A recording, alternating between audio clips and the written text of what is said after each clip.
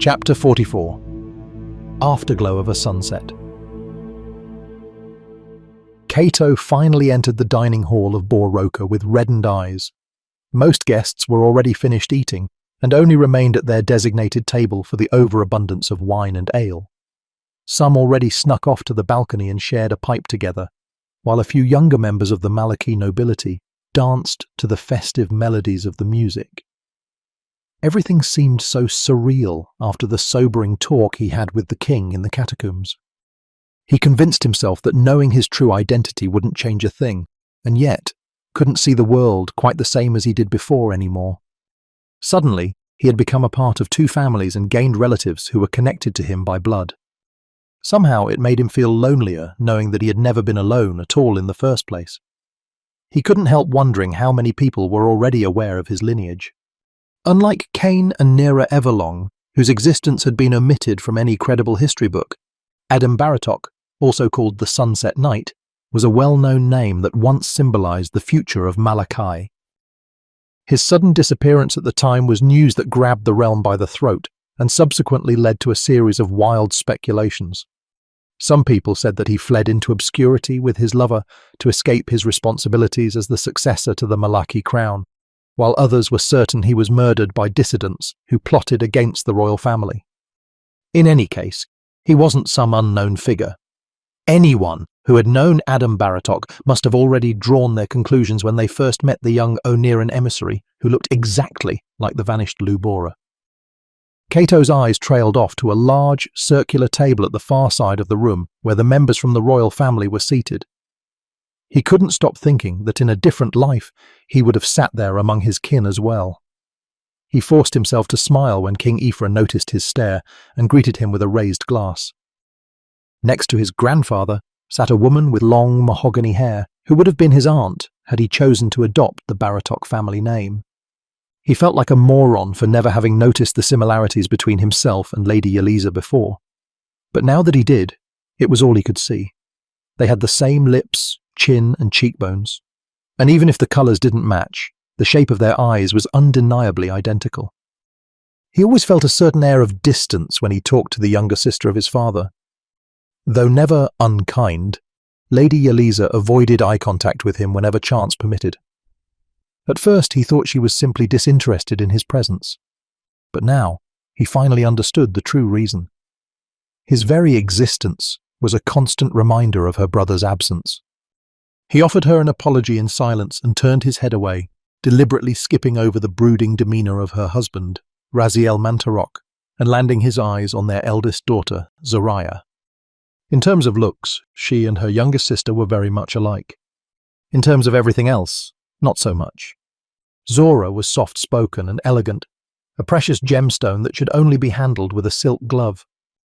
She married the man who sat beside her, Lord Azrael Garudok, at a young age and dedicated her life to motherhood. Surely she had hoped to be the first of her sisters to bear a son and deliver the successor to the Malaki throne. But after the birth of her third daughter, her womb had become barren as the Doran. Ancient customs of Malawi and Kynox, the two nations that eventually merged into Malachi, dictated that only a king could hold the crown. It was a tradition not even the great Ephra Baratok could change without being met with heavy resistance. And when Zoraya was told she could no longer safely produce children, the king set his hopes for a successor on his second granddaughter, Zorinda. Rin was a year younger than Zoraya and 4 years older than Zafira, but looked as if she could have mothered them both. Zorinda was tall and gaunt, her skin ashy and bleak. The sober grey dress she wore loosely draped around her skeletal frame like a collapsed tent.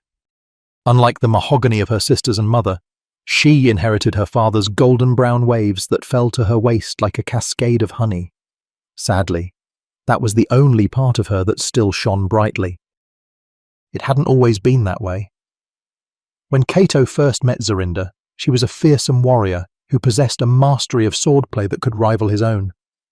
In fact, he might have even lost to her once in a friendly duel that took place behind closed doors. But without any witnesses, who could say for certain? They promised each other a rematch in the future, but Rin got pregnant before the opportunity arose. That was the last time he had seen her smile. The pregnancy was met with complications. The fetus inside her belly wasn't getting the nutritions it needed to develop. In the end, she delivered a stillborn son that was barely larger than an eggplant. The devastation removed all light from her eyes, forcing her mind to wander aimlessly through a haze of darkness while leaving her body an abandoned vessel.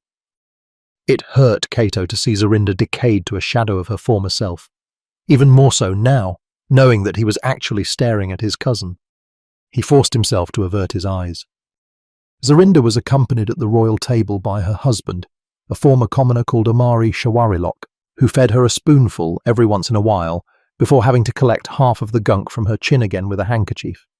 He performed his duties like a devoted spouse, and did so wearing the cramped-up smile of a lowborn who desperately wanted to remain part of the royal family. Cato reserved many thoughts and opinions when it came to Rin's husband, but decided to stick with the admiration he had for Amari's perseverance, regardless of motivations. He scoffed when he landed his eyes on Zafira and her socially inept betrothed to complete the circle at the royal table. She always called him Koza, the Malaki word for cousin. He always assumed the term was supposed to be a mockery because of his Malaki appearance, but in retrospect, it was far more likely that Zazie had visited her ancestral catacombs and noticed the similarities. A thin smile crept onto his face when he saw Marcus, of whom the new family name was yet to be determined, clumsily inching his hand towards Zazie's back. Obviously, it was still early days for the fresh couple, but seeing Marcus make an effort was already an encouraging sign of a promising future. A Garovi always produces male offspring, Cato mumbled to himself and immediately saw Marcus turning around with a frown. He shook his head and, without watching where he went, strode to the nearest table he could find. He grabbed a random glass that seemed empty enough and filled it to the brim with Malaki Vintage, his favourite drink. Although he would have just as well settled for a cold, dark brew, or even a few shots of the sap from the Dorevan establishment called Your Mother. It didn't matter what went down his throat, as long as it contained alcohol, and lots of it. He refilled his glass for the third time in less than a minute, when he finally realized the eyes that were cast on him. "I take it the conversation went well," Raven said, gently wresting the carafe from Cato's hands before the thought of a fourth refill could even be entertained. Swimmingly. Cato slammed the wine down his throat and used Raven's hand to fill the glass anyway. He glanced across the table and flashed a cheesy grin. Cheers! Raven, who sat by himself at a table for 8, leaned back into his chair with folded arms and flicked his chin to the side. "At least take a seat and have something to eat as well, Kay." Cato slumped down beside Raven as ordered and immediately started digging his teeth into a grilled lamb chop.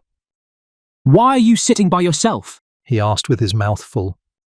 Raven raised an eyebrow, shook his head, and took a sip from his wine. "I wasn't finished eating, obviously." You never are. Raven chuckled and didn't even make an effort to deny it. He nodded to where Rain was talking with the 2 emissaries who came over from Aespira. "I'm also not that great at parties." Cato chuckled. She's quite a natural, though, isn't she? "Mm-hmm," Raven answered with his eyes closed, consciously taking the time to enjoy the buttery, garlic-infused asparagus he was chewing on. "So, are we going to talk about your conversation with the king or what?" Or what? "That bad, huh?" Yup. Cato emptied his glass in one go and reached for the carafe, but was outpaced by Raven's lightning-fast clutch. He heaved a heavy sigh. I found out who my parents were, he said, and quickly snatched the wine from his dumbfounded brother's hand. From the corner of his eye, he even saw Marcus turn around in shock. "Were?" Raven felt his heart sink and couldn't even begin to imagine the turmoil his brother had to be in. "Kay." Don't worry about me. Never knew them anyway. Cato shook the carafe when his glass remained half empty. A steady stream of Malaki expletives spewed through his gritted teeth as he walked over to the adjacent table and confiscated the wine to the chorus of boos and jeers. He showed Lord Salivor 2 hands equipped with 10 middle fingers, in a way only a skilled diplomat could. That, to the surprise of Raven, earned him a round of applause and cheers.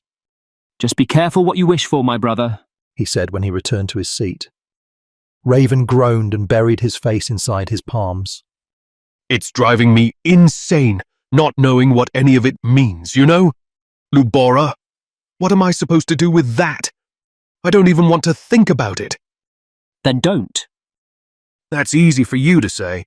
What if someone told you that you're the successor to a throne? Cato laughed. I would say that nothing has changed and pretend to believe that's true. What?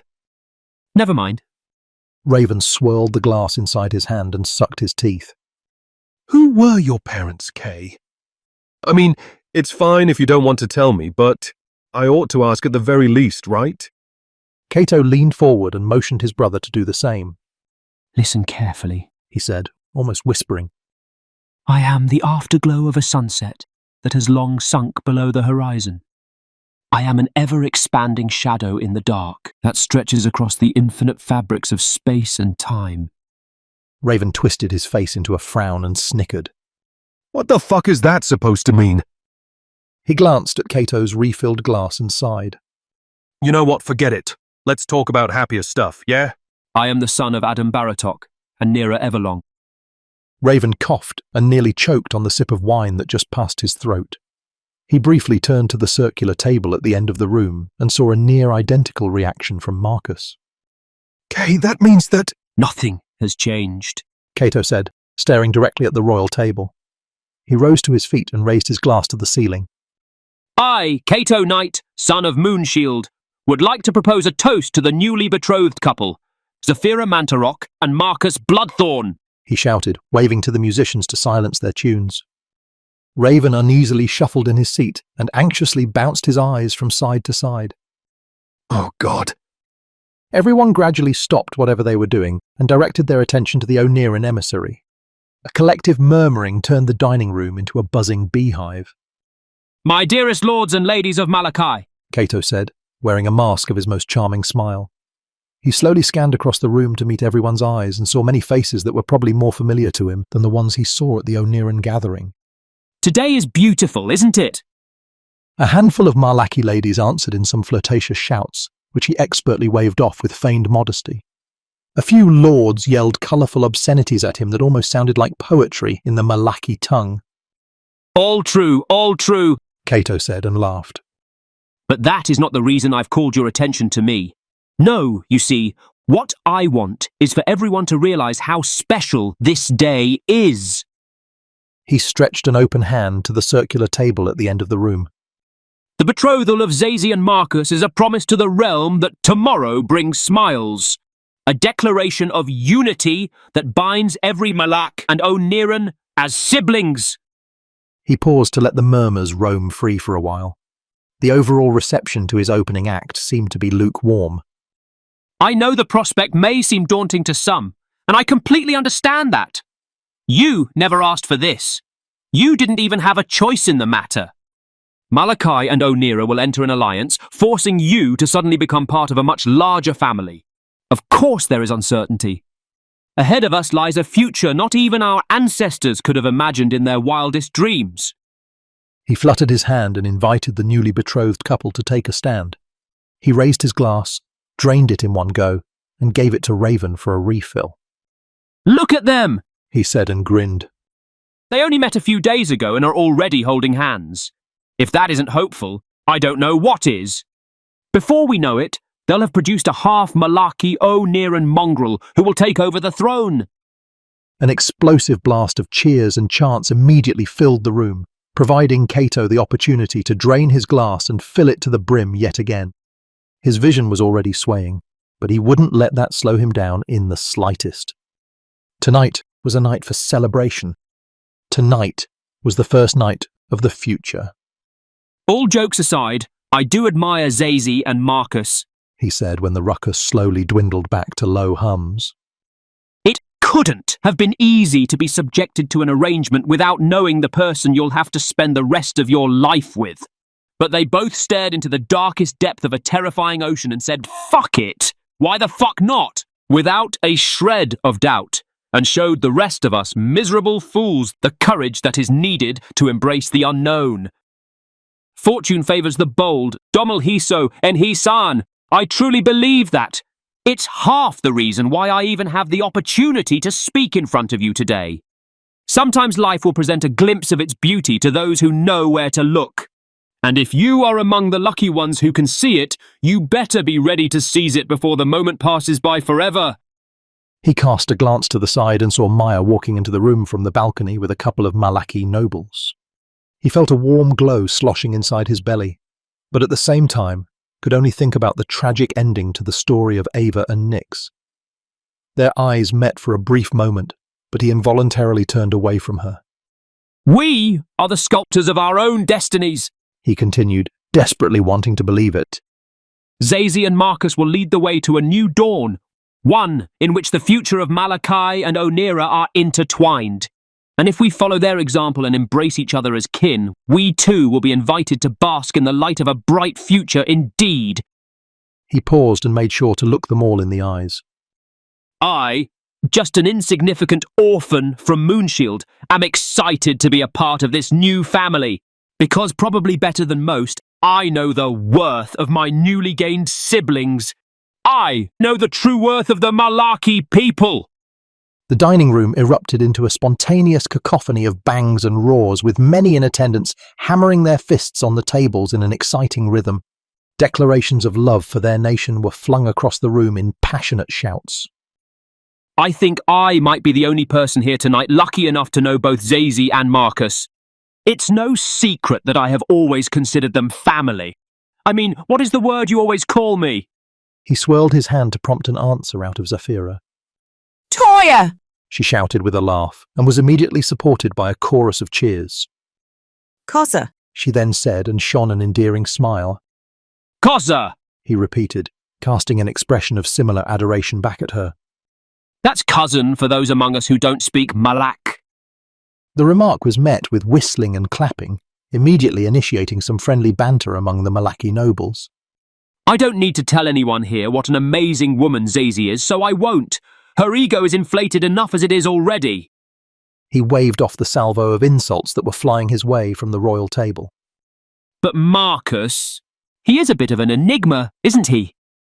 I'm sure some of you already had an opportunity to have a chat with him. So tell me, what are your opinions of him so far? Marcus was staring at Cato with squinted eyes and tightly clenched jaws.